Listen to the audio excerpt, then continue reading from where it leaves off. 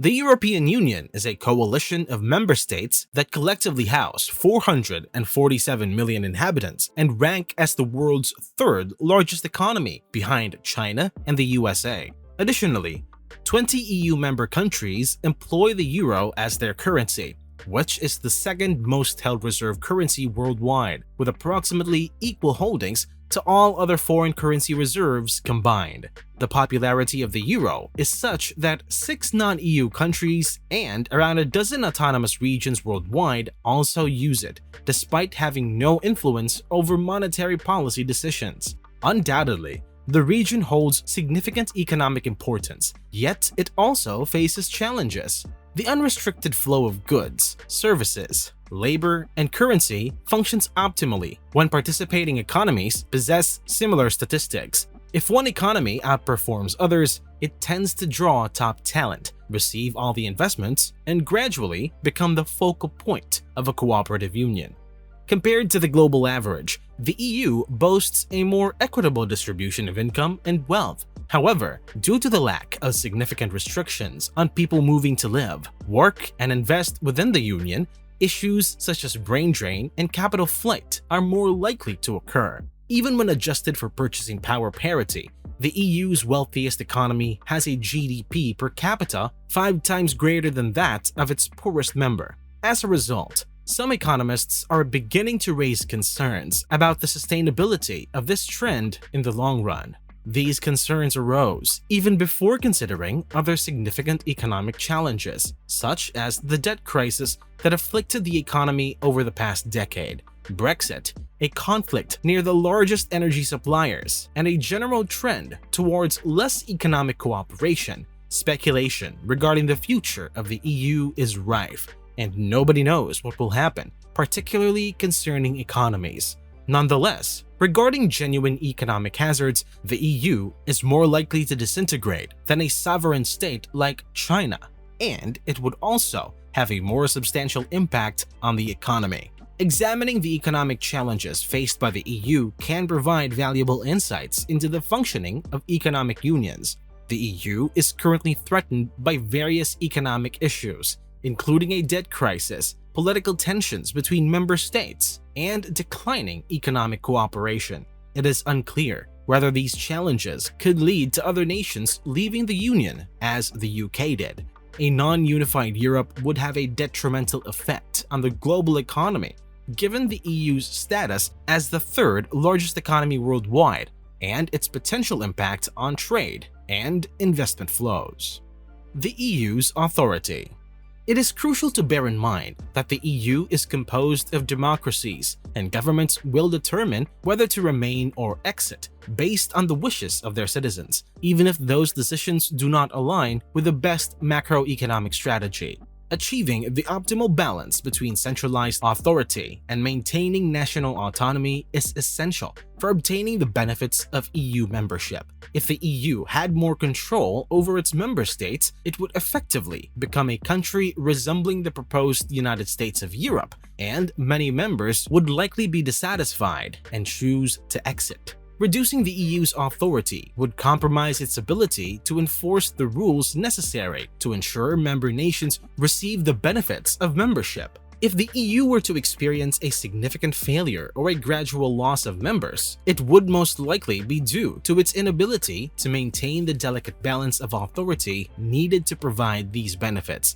Many of these benefits are already threatened, and the EU's ability to maintain them is uncertain. The global pandemic resulted in a significant disruption of production lines as governments sought to contain the virus's spread by closing factories and restricting shipments. This also hindered workers from crossing borders, leading to an increase in remote work. The war in Ukraine has reinforced the notion that countries should strive for self-sufficiency to prevent being left helpless in the face of external shocks that may disrupt the fragile supply lines they depend on. The EU's heavy emphasis on the free trade it enables makes this trend a significant threat. The rise of remote work has made it possible for people to work from anywhere, challenging the traditional notion of needing to be present in person for certain jobs. As most European economies are service-based, many roles can be done remotely by foreign workers who don't require visas because they never physically enter the country. This has allowed European companies to search beyond Europe for highly skilled workers or workers who will work for less than their European counterparts, undermining the competitiveness of European workers. This serves as a personal example of how working from anywhere has become more common and how it undermines the working benefits of being an EU member. It is not unique, and it bypasses the benefits of being an EU member. The ability to hire workers from other countries and work freely across Europe was a more significant advantage back then than it is today. Brain drain in EU countries? The free movement of workers within the EU, while a benefit for some, is becoming a burden for others. Highly skilled workers from countries with lower average salaries are moving to countries where they can be paid more, leaving their home countries with a shortage of skilled labor. For example, an engineer in Romania would earn more in Germany than in their home country, leading to a brain drain and a competitive disadvantage for Romanian companies. To keep up, companies in these countries will have to increase salaries to remain competitive with their wealthier EU counterparts. This phenomenon is known as brain drain. In Europe, brain drain presents an even greater challenge. Unlike a person relocating from India to the United States, an individual moving from Bulgaria to Ireland wouldn't have to contend with a visa application and approval process.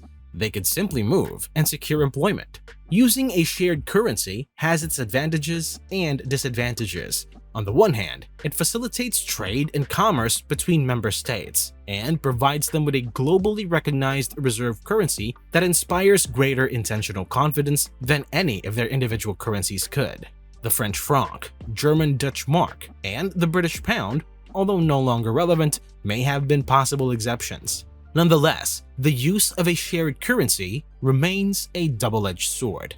In the absence of a shared currency, all EU member countries would have to engage in international trade and borrowing using alternative reserve currencies. This process can be complex, costly, and highly precarious. Countries that lack access to foreign currencies face the risk of being unable to pay for critical imports or make loan repayments. This is currently unfolding in countries such as Sri Lanka and Pakistan, where desperate situations have arisen. The Euro. Pros and cons. The shared access to the world's second most traded and held reserve currency ensures that EU countries will not find themselves in such dire situations, even if they have debt issues. Thus, the advantages of using a shared currency are compelling. However, the disadvantages are equally severe, especially for countries that are less responsible with their debt burdens. In the early 2010s, Greece's economic troubles had a ripple effect on the entire Eurozone. Although other EU countries were not entirely blameless, they could have potentially avoided prolonged economic stagnation if they hadn't been forced to make monetary decisions based on Greece's weakest link. Using the euro also proved to be detrimental to Greece during this period. Typically, during an economic downturn, a country's currency depreciates, which can attract foreign investment, trade, and tourism. For instance, if the Greek drachma's value decreased by 30%, visiting the Greek islands would suddenly become 30% cheaper for international tourists. This would generate much-needed income for the country to pay off its debts, purchase vital imports, and prevent a complete collapse in citizens' quality of life. While Greece was on the brink of bankruptcy, other EU economies, particularly Germany, were faring well, exporting highly sought-after goods and services and keeping the euro's exchange rate stable. As a result, the euro did not depreciate as much as it would have if it had been exclusively Greece's national currency. However, this approach meant that Greece didn't benefit from the self-correcting market forces that would have resulted from a normal, freely floating currency.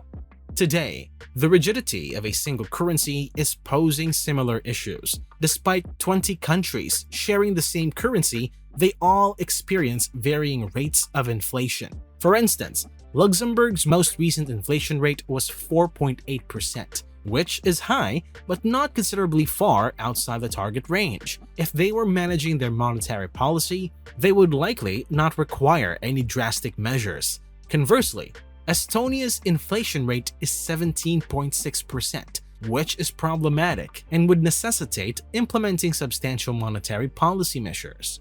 The European Central Bank is compelled to establish interest rates that cater to all members, but during high inflation periods, this can prove to be suboptimal for everyone. Nevertheless, the benefits of the EU outweigh the drawbacks from a macroeconomic standpoint. New member countries have observed improved growth rates, and overall, Europe has become a more prosperous place due to the Union.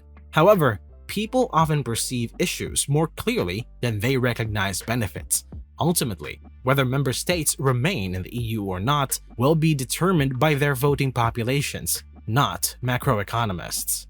The question of what occurs if the EU collapses is difficult to answer definitively, since it is contingent on the nature of the collapse. If the Union experiences a gradual and consistent departure of countries, similar to Brexit's slow trickle, it could have a negative impact on economic growth over the following decade. The cost of Brexit is predicted to be around 2.5 to 8% of the UK's GDP, although the UK enjoys some advantages that other nations may not. By retaining its own currency, the pound, the UK was able to avoid adopting the euro and maintain a well-recognized and respected global currency. However, if other countries were to leave the EU, they would need to establish a new currency, which could make even basic economic functions impossible until the new system is established.